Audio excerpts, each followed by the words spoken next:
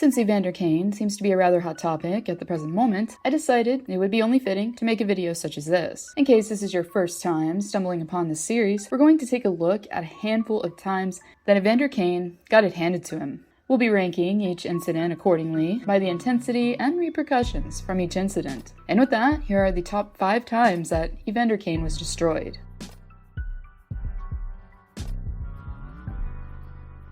Back during Kane's days of playing for Winnipeg in 2012, things quickly began to escalate in the final minutes of the first period in Canada's capital. After taking a hit from Erik Karlsson, Kane decided that he was going to dish a hit much worse than he received, as he decided to lay an elbow into the head area of the defenseman. While Karlsson was being tended to on the bench, Chris Neal, who decided to avenge his teammate, first knocked Kane to the ice before he was able to get some decent jabs in on his opponent before taking him down to the ice.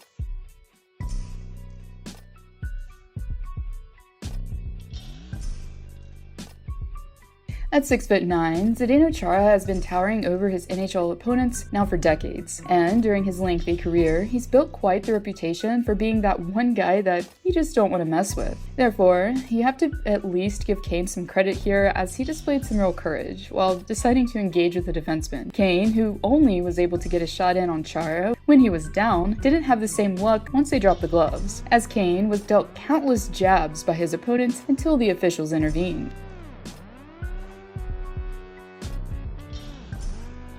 Now, in case you thought that Kane didn't have opportunities to learn previously not to bite off more than he could chew, well, you thought wrong. Shortly after being drafted within his rookie year, Kane, while taking on the Penguins in Atlanta, decided to target veteran Engelland behind Pittsburgh's cage. After being tripped by his opponent, Engelland decided to settle the score with Kane the old-fashioned way, by dropping the gloves. Clearly, by the looks of it, the rookie at the time was greatly outmatched and endured several hits to his face before being rescued by the officials soon after.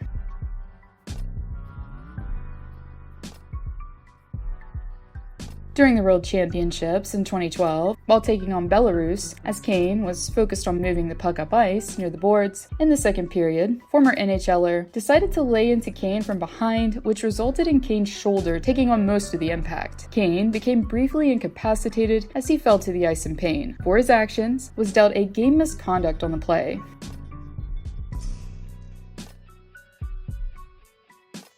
Back during Kane's Buffalo era in 2015, things quickly took a turn for the worse for number 9 during the final period of play. Kane, who was trying the dump and chase maneuver in the offensive zone, was on the receiving end of what came to be a painful hit for the forward. As Kane was going in for the puck, he collided with defenseman David SCHLEMKO, who didn't hold back when it came to dishing out a punishing blow. In the process, however, it was Kane's knee that apparently endured the most damage. After laying on the ice in discomfort and making his way to the locker room, Kane didn't return for the remaining minutes of play. A couple days after the Sabres' 4-3 loss against the Devils, it was then reported that Kane had suffered a knee injury and would be sidelined while recovering.